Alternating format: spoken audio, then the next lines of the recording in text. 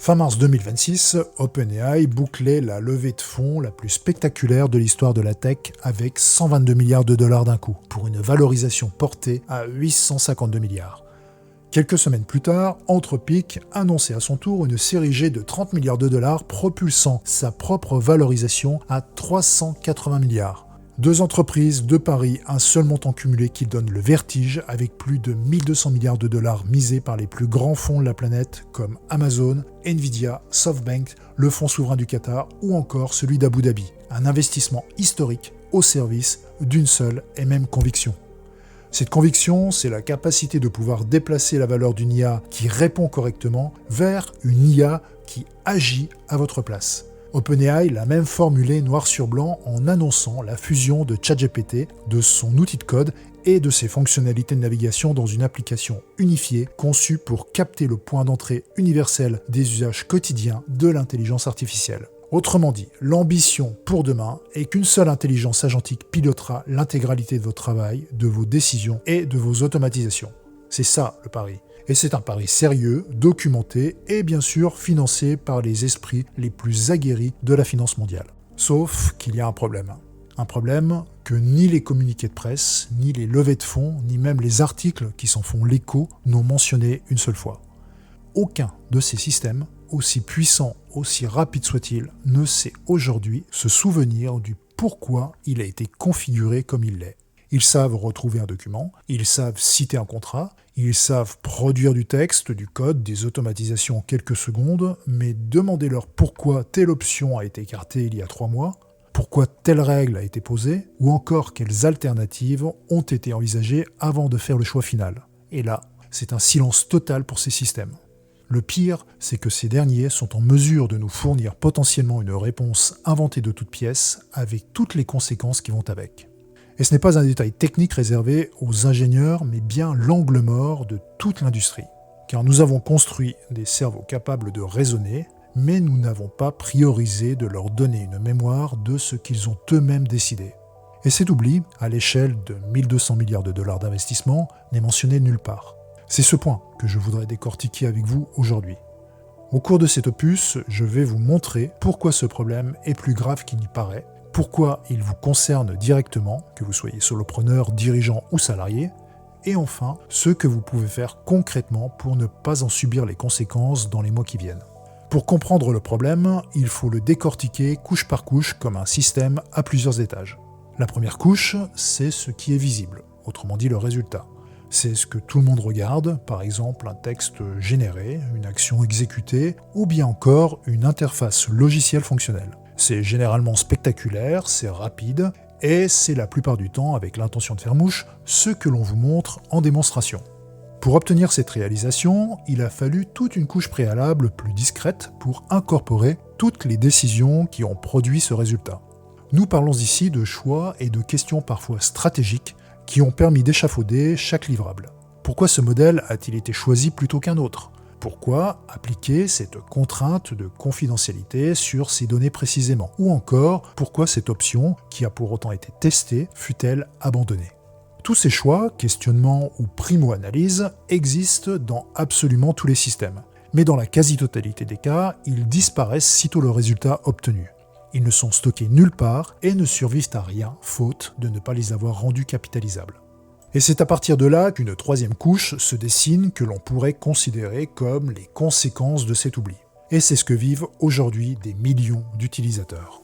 La volatilité de vos choix ou de ceux de vos collaborateurs ne sont pas sans effet de bord. Et c'est un lourd tribut qui est payé sur la performance générale de l'entreprise et qui pourtant, si cette capitalisation était instaurée, ferait une différence notable face à la concurrence. Je vois chaque semaine les mêmes conséquences affecter les utilisateurs, souvent les plus avancés de l'IA.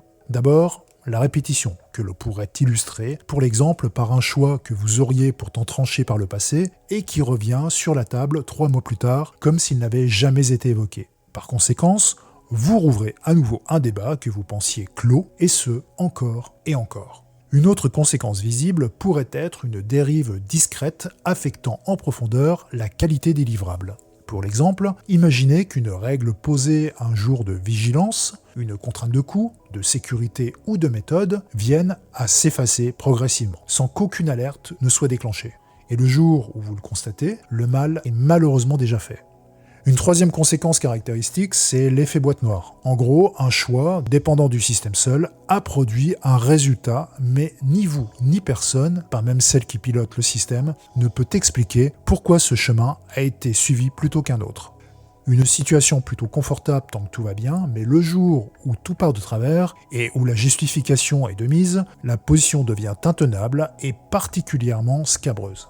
Tous ces systèmes ne viennent pas d'un manque de puissance de calcul, et aucune nouvelle version de modèle ne va les corriger, tout simplement parce que ce n'est pas un problème d'intelligence, c'est un problème de mémoire, et précisément le type de mémoire qu'aucun des grands acteurs actuels n'a été conçu pour porter, puisque leur promesse repose par principe sur l'universalité, pas sur la connaissance intime de votre histoire à vous. Il s'agit donc de votre affaire, et non de celle des ingénieurs. Si vous êtes solopreneur ou dirigeant d'une petite structure, vous avez probablement déjà délégué une part croissante de votre travail à un assistant IA. Vous déportez à vos outils IA préférés la rédaction, la prospection ou encore le support client.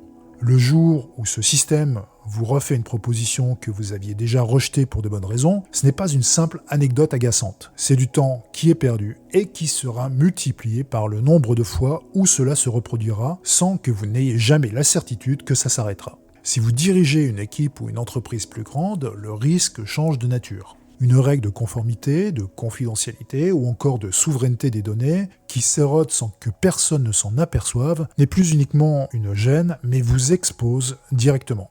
Le jour où un client, un partenaire ou un régulateur vous demande de justifier une configuration, l'absence de traces décisionnelles devient un problème que ni vous ni votre prestataire ne pourrez résoudre en urgence sans un investissement de travail et de temps pouvant être très conséquent. Maintenant, si vous êtes salarié, la question se pose autrement, mais tout aussi frontalement. Plus les organisations s'appuient sur des IA agentiques pour trancher au quotidien, plus la capacité de comprendre le pourquoi une décision a été prise devient un enjeu de pouvoir. Vous devez bien comprendre que cette capacité de comprendre est également votre capacité à contester si besoin. Un système qui garde la mémoire de ses choix est un système que l'on peut interroger et auditer. Un système qui l'oublie est un système auquel on ne peut que faire confiance aveuglément, ou bien au contraire, pas du tout. Dans ces trois cas de figure, la conclusion reste la même. Plus l'IA agentique prend de place dans votre quotidien professionnel, plus l'absence de mémoire décisionnelle et institutionnelle cesse d'être un détail technique pour devenir un risque business dissimulé, cumulatif et bien entendu jamais mentionné dans les grandes annonces de valorisation. La bonne nouvelle, c'est que vous n'avez pas besoin d'attendre que le marché résolve ce problème pour vous, car il ne le fera pas spontanément. Et aucun acteur généraliste n'a intérêt à ralentir sa promesse de vitesse pour ajouter une couche de mémoire fine et spécifique à chaque client. Pour pallier cela, voici quelques gestes concrets que vous pouvez engager dès maintenant.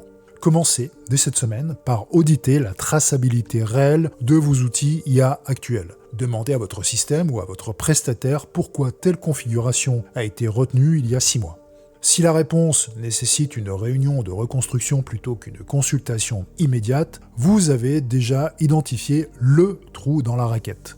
Prenez ensuite le temps, avant la fin du trimestre, de lister vos 3 ou 4 règles non négociables. Celles-ci peuvent être, par exemple, liées à la souveraineté des données, au plafonnement des budgets ou encore au ton adopté pour la communication. D'autres règles peuvent être plus sensibles et prioritaires à adresser. Par exemple, les exclusions contractuelles sont typiquement les règles qui, si elles s'érodent sans que vous ne le sachiez, vous coûteront le plus cher. Et ce sont elles qu'il faut ancrer en priorité dans une mémoire persistante. Enfin, avant tout renouvellement de contrat avec un prestataire IA, exigez une réponse claire à une question simple. Si vous changez de fournisseur dans 1 an, récupérez-vous la mémoire des décisions prises pour vous ou seulement le code et les prompts ?